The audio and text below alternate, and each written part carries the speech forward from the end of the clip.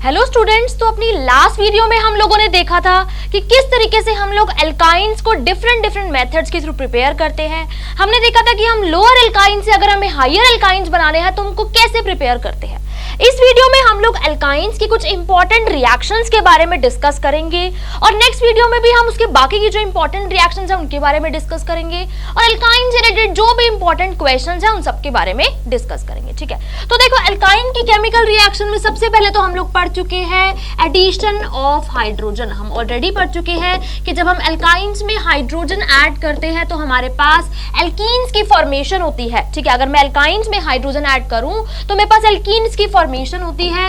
अगर मैं एल्काइंस में ऐड करती हूं hydrogen in the presence of PDPT निकल, hydrogen in the presence of PDPT निकल, तो यहां पे मेरी कंट्रोल रिडक्शन नहीं होती। ये एल्काइंस पहले एल्कीन्स में कन्वर्ट होंगे, उन एल्कीन्स में फिर से हाइड्रोजन ऐड होगी और फिर वो एल्कीन्स में कन्वर्ट हो जाएंगे और मेरे पास एल्कीन्स की फॉर्मेशन हो जाएगी। ठीक है, और अगर मुझे एल्काइंस में कंट्रोल रिडक्शन करनी हो, हाइड्रोजन करनी हो, तो वहां पे भी हम लोग देख चुके हैं कि अगर हम लिंडलार्स कैटलिस्ट ऐड करेंगे या फिर रोजेनमंड कैटलिस्ट ऐड करेंगे तो हमारे पास सिस एल्कीन की फॉर्मेशन होगी। और अगर हम लोग Na in the presence of liquid ammonia, sodium in the presence of liquid ammonia add करेंगे तो वहां पे हमारे पास ट्रांस एल्कीन की फॉर्मेशन होगी। तो ये सारी रिएक्शंस हम लोग पहले पढ़ चुके हैं एडिशन ऑफ हाइड्रोजन की। अगर मैं एल्काइंस में हाइड्रोजन ऐड करूं तो मेरे पास एल्कीन्स बनेगा या एल्केन्स बनेगा, कब सिस एल्कीन बनेगा और कब ट्रांस एल्कीन बनेगा। ठीक है, नेक्स्ट रिएक्शन पे चलते हैं। देखो नेक्स्ट रिएक्शन है addition of halogens X2, addition of X2 halogen Br2 Cl2 और I2। ठीक है, Br2 Cl2 I2। ठीक है, तो देखो हम लोगों ने एल्कीन्स में ये एडिशन रिएक्शन देखी थी। ठीक है, जब हम Br2 in the presence of CCl4 add करते हैं तो हमारी किस तरीके की एडिशन रिएक्शंस होती है हम लोगों एल्कीन्स में देख चुके हैं। ठीक है, एल्कीन्स में क्या होता था, पहले जब मैं Br2 in the presence of CCl4 add करती थी तो यहाँ पे मेरा जो Br बॉन्ड था, जो मेरा Br बॉन्ड था, यहाँ पे ये इसको इलेक्ट्रॉन्स डोनेट करते थे। ये बॉन्ड, ये Br बॉन्ड में से Br- निकल जाता था और इस तरीके से मेरे पास नॉन क्लासिकल कार्बोकैटायन की फॉर्मेशन होती थी।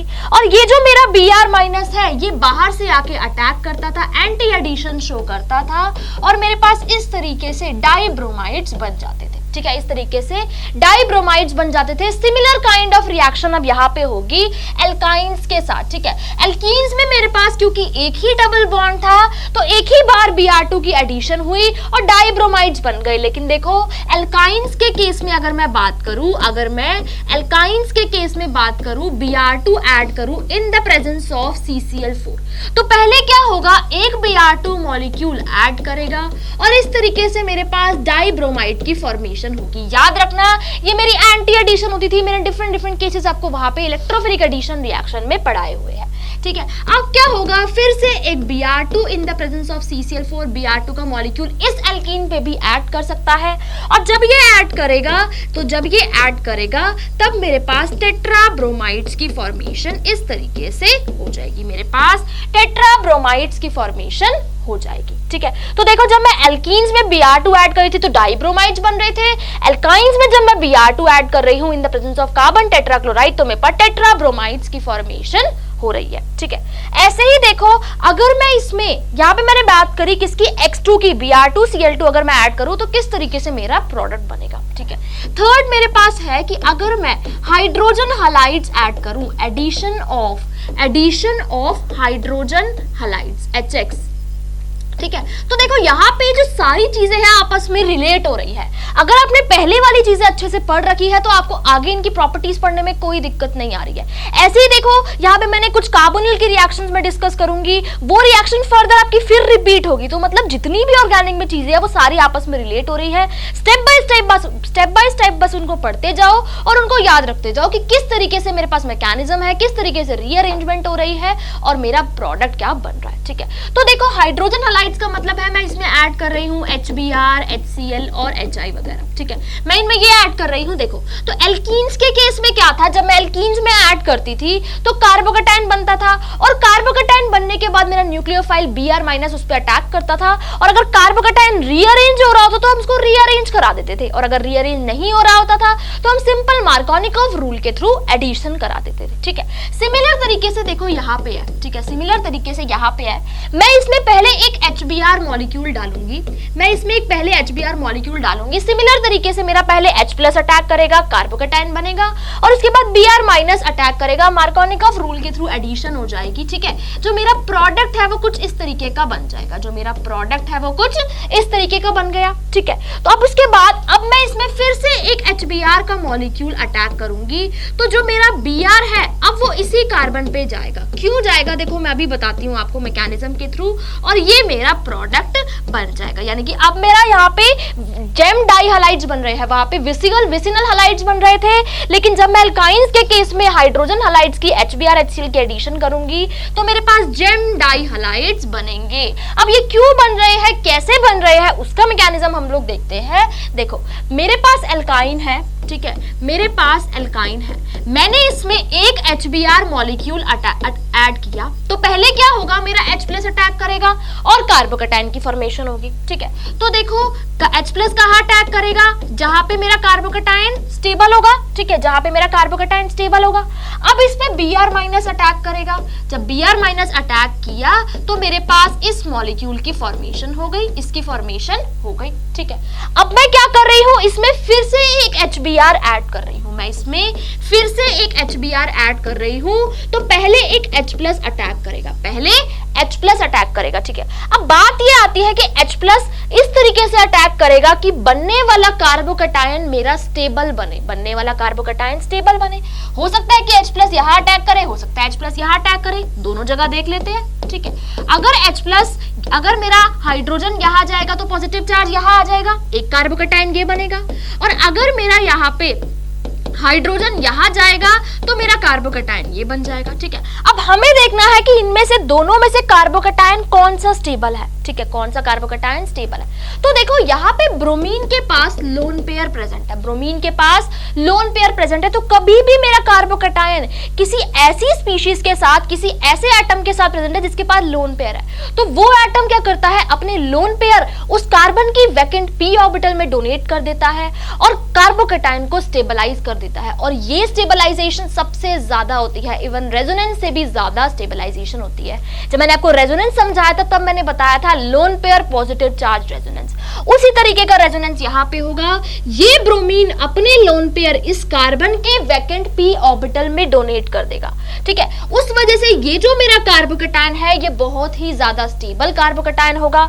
लेकिन इसके केस में अगर मैं बात करूं तो यहाँ पे ये कार्बोकैटायन इधर बन रहा है, इसके साथ वाली कार्बन पे ब्रोमीन लगा हुआ है, ये अब इसको डोनेट नहीं कर सकता, ये स्टेबलाइजेशन नहीं कर सकता, तो इसी वजह से ये कार्बोकैटायन मेरा स्टेबल नहीं है और ये कार्बोकैटायन फॉर्म नहीं होगा। अब देखो इसकी स्टेबलाइजेशन किस तरीके से होगी, इसने अपने लोन पेयर इसके p ऑर्बिटल में डोनेट कर दिए तो मेरा डबल बॉन्ड आ जाएगा कार्बन और Br के बीच में, और ब्रोमीन ने क्योंकि डोनेट किया है तो ब्रोमीन पे पॉजिटिव चार्ज आ जाएगा।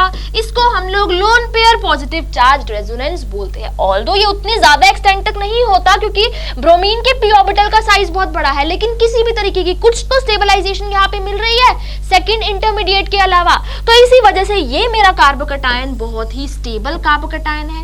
इसीलिए इस तरीके से एडिशन होगी जहां पे मेरा मतलब कार्बोकैटायन उसी कार्बन पे बनेगा जहां पे Br होगा, क्योंकि वो उसको स्टेबलाइज करेगा। अब H+ ने अटैक कर दिया, अब क्या होगा, मेरा Br- अटैक करेगा, अब मेरा Br- इसी कार्बोकैटायन पे अटैक करेगा, तो इस तरीके से मेरे पास जेमिनल हलाइड्स की फॉर्मेशन हो जाएगी, एल्काइन से जेमिनल हलाइड्स की फॉर्मेशन हो जाएगी। तो इस तरीके से हम लोग एल्काइंस में इस तरीके से हम लोग एल्काइंस में HBr HCl की जब एडिशन करते हैं तो मार्कोनिकॉफ रूल के अकॉर्डिंग एडिशन होती है। और यहाँ पे देखो, अभी तो मैंने कार्बोकैटायन की स्टेबिलिटी की बात नहीं करी, हो सकता है वो स्टेबलाइज भी हो रहा हो, तो ऐसे केसेस में चेक भी कर लेना कि वो किसी तरीके से स्टेबलाइज तो नहीं हो रहा। ठीक है, तो देखो यहाँ पे जब मैं एल्काइंस के केस में HBr ऐड करूंगी तो मेरे पास जेमिनल डाइहलाइड्स की फॉर्मेशन होती है।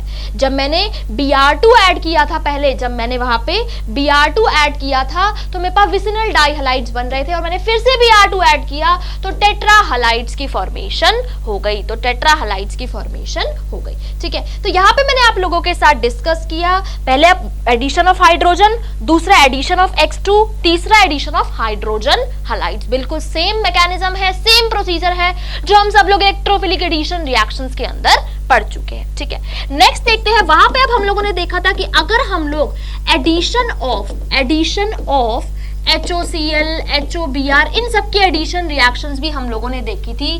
HOCl मतलब Cl2 प्लस वाटर, HOBr मतलब Br2 प्लस वाटर, इनकी एडिशन रिएक्शंस हम लोगों ने एल्कीन्स पे देखी थी। अब similar kind of addition reactions मेरी एल्काइंस पे भी होती है। किस तरीके से होती है, देखो ये मेरा एल्काइन है CH3C ट्रिपल बॉन्ड CH। अब देखो मैंने आपको तब भी बताया था कि HOCl का क्या मतलब है, मेरा Cl प्लस है और OH माइनस है। पहले क्या होता था वहां पे, ये जो मेरा इलेक्ट्रोफाइल है ये एल्कीन पे अटैक करके एक नॉन क्लासिकल कार्बोकैटायन बनाता था और उसके बाद OH माइनस अटैक करता था। सिमिलर प्रोसीजर होगा, पहले जब मैं एक HOCl डालूंगी तो मेरे पास क्लासिकल कार्बोकैटायन बनेगा, देखो इस तरीके से डबल बॉन्ड CCl प्लस, इस तरीके से क्लासिकल कार्बोकैटायन बनेगा। कैसे बनता था, देखो ये Cl है, ये अपने पाई बॉन्ड इसको डोनेट करेगा, यहाँ पार्शियल प्लस होगा, यहाँ पार्शियल नेगेटिव डेवलप होगा क्योंकि ये इलेक्ट्रॉन डोनेट कर रहा है, ये OH माइनस निकल जाएगा और इस तरीके का मेरा क्लासिकल कार्बोकैटायन बन जाएगा। ठीक है, अब देखो इलेक्ट्रोफाइल ने अटैक कर दिया, अब उसके बाद न्यूक्लियोफाइल यानी कि OH माइनस आके अटैक करेगा।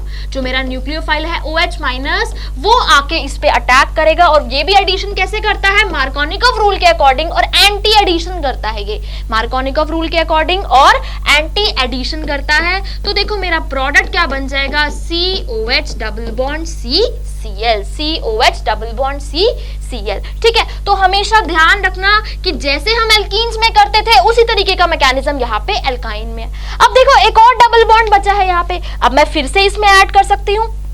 ठीक है, मेरे पास एक और डबल बॉन्ड है तो मैं फिर से इसमें HOCl ऐड कर सकती हूँ। तो सबसे पहले क्या होगा, Cl प्लस अटैक करेगा और यहाँ पे मेरा नॉन क्लासिकल कार्बोकैटायन बन जाएगा। उसके बाद मेरा न्यूक्लियोफाइल आएगा OH माइनस, वो फिर से अटैक करेगा और न्यूक्लियोफाइल देखो हम बना के देख लेते हैं। यहाँ पे जब मेरा OH था डबल बॉन्ड CCl, जब Cl अटैक करेगा तो इस तरीके का नॉन क्लासिकल कार्बोकैटायन बनेगा। अब फिर से मेरे पास न्यूक्लियोफाइल OH माइनस आएगा, तो बात ये आती है कि अब जो OH माइनस आ रहा है वो किस कार्बन पे आएगा। जो मेरा OH माइनस है वो हमेशा, जो ये मेरा OH माइनस न्यूक्लियोफाइल है वो तो हमेशा मार्कोनिकॉफ रूल के अकॉर्डिंग एडिशन करेगा, जो मेरी जहां पे मेरी डेफिशिएंसी ज्यादा होगी। तो ये जो मेरा OH माइनस है, क्योंकि इस कार्बन पे पहले OH लगा हुआ है, इसका माइनस आई इफेक्ट है, इस वजह से मेरा OH माइनस इसी कार्बन पे अटैक करेगा और इस तरीके से मेरे पास प्रोडक्ट की फॉर्मेशन हो जाएगी। अब आप सभी को पता होगा कि एक कार्बन पे दो OH कभी भी स्टेबल नहीं होते, यहाँ से वाटर मॉलिक्यूल का लॉस होगा और इस तरीके से मेरे पास एक कीटोन की फॉर्मेशन हो जाएगी, एक कीटोन की फॉर्मेशन हो जाएगी। ठीक है, तो जब हम एक मॉलिक्यूल एल्कीन्स में ऐड कर रहे थे, जब हम HOCl का एक मॉलिक्यूल एल्कीन्स में ऐड कर रहे थे तो एक जगह OH लग रहा था, एक जगह Cl लग रहा था और मार्कोनिकॉफ रूल के अकॉर्डिंग एडिशन हो रही थी। ठीक है, जब हम एल्काइंस में ऐड करेंगे तो भी सेम है, एक जगह OH लगेगा, एक जगह Cl लगेगा, मार्कोनिकॉफ रूल के अकॉर्डिंग एडिशन होगी। फिर इस एल्कीन में हम अब एक और मॉलिक्यूल ऐड कर सकते हैं, तो HOCl ऐड करेंगे, फिर से मार्कोनिकॉफ रूल के अकॉर्डिंग एडिशन होगी, OH यहाँ आ जाएगा, Cl यहाँ आ जाएगा। अब एक कार्बन के ऊपर दो OH तो पॉसिबल ही नहीं होते, तो यहाँ से वाटर मॉलिक्यूल स्टेबल नहीं होते, यहाँ से वाटर मॉलिक्यूल का लॉस हो जाएगा और इस तरीके से मेरे पास कीटोन्स की फॉर्मेशन हो जाएगी, कीटोन्स की फॉर्मेशन हो जाएगी। ठीक है, तो देखो यहाँ पे मैंने आपको बताया कि एल्काइंस में जब हम HOCl ऐड करते हैं तो किस तरीके से मेरे पास प्रोडक्ट बनता है। एल्कीन्स में जब ऐड करे थे तो हमारे पास एक Cl और एक OH था, उसको हम लोग क्लोरोहाइड्रिन्स बोलते हैं, लेकिन जब हम लोग एल्काइंस में ऐड करते हैं तो इस तरीके से मेरे पास कीटोन्स की फॉर्मेशन फॉर्मेशन हो जाती है। एडिशन कैसे करनी है आपको? मार्कोनिकॉफ रूल के थ्रू एडिशन करनी है, क्योंकि नॉन क्लासिकल कार्बोकेटाइन बन रहा है तो यहाँ पे रीअरेंजमेंट की तो कोई पॉसिबिलिटी ही नहीं है। बस एल्काइंस में 2 बार HOCl ऐड कर देना मार्कोनिकॉफ रूल के अकॉर्डिंग। एक कार्बन पे 2 OH आ जाएंगे, वहां से वाटर मॉलिक्यूल का लॉस होगा और कीटोन की फॉर्मेशन हो जाएगी। ठीक है, तो ये भी एक बहुत इंपॉर्टेंट रिएक्शन है। नेक्स्ट इंपॉर्टेंट रिएक्शन जो कि मोस्ट इंपॉर्टेंट है, जिससे जेई बहुत बार क्वेश्चन पूछ चुका है और आगे भी पूछेगा। ठीक है, वो हमारे पास रिएक्शन है hydration of alkynes. Hydration of alkynes कि जब मैं एल्काइंस में वाटर ऐड करती हूं तो मेरे पास किस तरीके का प्रोडक्ट बनता है। ठीक है, तो देखो सबसे पहले मैं यहाँ पे इथाइन का एग्जांपल लेके चल रही हूँ। ठीक है, जब मैं इसमें ऐड करूंगी water in the presence of HgSO4 Hg2+, ये जो HgSO4 है ये एक तरीके से हमारा कार्बोकेटाइन जनरेट करने में हेल्प करता है। किस तरीके से हेल्प करता है मैं अभी आपको बताऊंगी। HgSO4 H2SO4 यानी कि एसिडिक मीडियम में वाटर जब मैं ऐड करूंगी एल्काइंस में, तो यहाँ पे मेरे पास फॉर्मेशन होती है एल्डिहाइड की और कीटोन्स की। किस तरीके से फॉर्मेशन होती है अभी हम लोग देखते हैं। देखो ये मेरा क्या है, एल्काइन। ठीक है, मैं इसमें क्या ऐड कर रही हूँ, HgSO4 यानी कि Hg2+ और H+ और वाटर। ठीक है, तो देखो सबसे पहले क्या होगा, ये जो मेरा Hg2+ है, ये एक तरीके से कार्बोकेटाइन, नॉन क्लासिकल कार्बोकेटाइन की फॉर्मेशन करेगा। ये जो एल्काइन है वो अपने इलेक्ट्रॉन इस Hg2+ को देगा, इस Hg2+ को देगा, और यहाँ पे जब ये इलेक्ट्रॉन्स देगा तो ये पाई बॉन्ड ब्रेक हो जाएगा इस तरीके से HC डबल बॉन्ड CH, और इस तरीके का मेरा नॉन क्लासिकल कार्बोकेटाइन यहाँ पे बन जाएगा। ठीक है, अब देखो यहाँ पे मेरा ये एक तरीके से इलेक्ट्रोफाइल था Hg2+, मेरा न्यूक्लियोफाइल क्या है, वाटर है। तो ये जो मेरा न्यूक्लियोफाइल है वाटर, ये अब बैक साइड से अटैक करेगा और एंटी एडिशन शो करेगा। जब भी मेरा नॉन क्लासिकल कार्बोकेटाइन बन रहा है हमेशा एंटी एडिशन हो रही है, क्योंकि अगर ऊपर सामने वाले प्लेन में वो कार्बोकेटाइन है तो मेरा न्यूक्लियोफाइल हमेशा बैक साइड से आके अटैक करता है। ठीक है, तो ये वाटर क्या करेगा, बैक साइड से आके इस एल्कीन पे अटैक करेगा, और जब ये अटैक करेगा तो ये जो मेरा बॉन्ड है ये बॉन्ड पूरा टूट जाएगा। ये जो मेरा बॉन्ड है ये बॉन्ड पूरा टूट जाएगा, Hd2+ इस कार्बन पे चला जाएगा इस तरीके से। देखो HCOH2+ double bond CH Hg2+। ठीक है, ये बॉन्ड टूट जाएगा, ये Hg2+ यहाँ चला गया। अब ये जो मेरा वाटर ने अटैक किया, यहाँ पे ऑक्सीजन पे तो पॉजिटिव चार्ज हो ही नहीं सकता, ये H+ को लूज कर देगा, ये H+ को लूज कर देगा, और इस तरीके का मेरे पास बन जाएगा प्रोडक्ट। ठीक है, अब इसमें मैंने एसिडिक मीडियम प्रोवाइड किया है, तो एसिडिक मीडियम प्रोवाइड करने की वजह से, एसिडिक मीडियम होने की वजह से ये Hg2+ यहाँ से निकल जाएगा और यहाँ पे मेरे पास आ जाएगी हाइड्रोजन, यहाँ पे आ जाएगी हाइड्रोजन। ठीक है, अब देखो ये क्या बन रहा है, ये एक इनोल बन रहा है। तो जब भी इनोल होगा तो उसकी टोटोमराइजेशन पॉसिबल है। ये जो मेरा इनोल बन रहा है यहाँ पे, इसकी टोटोमराइजेशन हो जाएगी और मेरा प्रोडक्ट क्या बन जाएगा, CH3CHO, यानी कि मैंने एल्काइन से एल्डिहाइड की फॉर्मेशन कर दी, एल्काइन से एल्डिहाइड की फॉर्मेशन कर दी। जितनी कार्बन एल्काइंस में है उतनी कार्बन वाला एल्डिहाइड मेरे पास बन गया। यानी कि जब मैं एल्काइंस की हाइड्रेशन करूंगी in the presence of HgSO4 H2SO4, तो क्या होगा, वहां पे मेरे एल्डिहाइड्स की फॉर्मेशन हो जाएगी। देखो, और एक और चीज यहाँ पे देखो, अब हम इसको क्वेश्चंस को कैसे सॉल्व करना है वो देखते हैं। मेरे पास ये एल्काइन था, मैंने इसकी हाइड्रेशन करी, वाटर ऐड किया इसमें in the presence of Hg2+ and H+। ठीक है, तो मेरे पास एल्डिहाइड की फॉर्मेशन हो गई, उतनी कार्बन वाला ही एल्डिहाइड बन गया CH3CHO। ठीक है, अब देखो ये जो मेरा एल्काइन था ये एक तरीके का सिमेट्रिकल एल्काइन था, ये एक सिमेट्रिकल एल्काइन है। ठीक है, लेकिन अगर मेरे पास अनसिमेट्रिकल एल्काइन हो, लाइक अगर मैं ये एल्काइन ले लूं CH3C ट्रिपल बॉन्ड CH, ठीक है, ये एल्काइन ले लूं, अब मैं इसमें वाटर ऐड कर रही हूं in the presence of Hg2+ and in the presence of H+, तो करना क्या है, कुछ भी नहीं करना, यहाँ पे OH लगा देना है मार्कोनिकॉफ रूल के अकॉर्डिंग, एक पाई बॉन्ड तोड़ देना है, वही कर देते हैं। ठीक है, क्योंकि हो तो यही रहा है रिएक्शन में, मैकेनिज्म के थ्रू आप लोग ना भी जाए, मैकेनिज्म तो वैसे आप सब लोगों को पता ही होगा अभी तक कि पहले Hg2+ अटैक करेगा, मेरा नॉन क्लासिकल कार्बोकेटाइन बनेगा, बैक साइड से न्यूक्लियोफाइल अटैक करेगा, लेकिन एंड में देखो, एंड में हो क्या रहा है, एंड में तो OH ही अटैक कर रहा है मार्कोनिकॉफ रूल के अकॉर्डिंग। ठीक है, मार्कोनिकॉफ रूल के अकॉर्डिंग OH ही अटैक कर रहा है। अब ये फिर से टोटोमराइज कर देगा, और जब ये टोटोमराइज करेगा तो इस तरीके से मेरे पास कीटोन की फॉर्मेशन हो जाएगी। यानी कि मैंने क्या देखा, जो मेरे सिमेट्रिकल एल्कीन्स थे उनसे तो एल्डिहाइड बन रहा था, लेकिन जो मेरे अनसिमेट्रिकल एल्कीन्स थे उनसे कीटोन की फॉर्मेशन हो रही थी।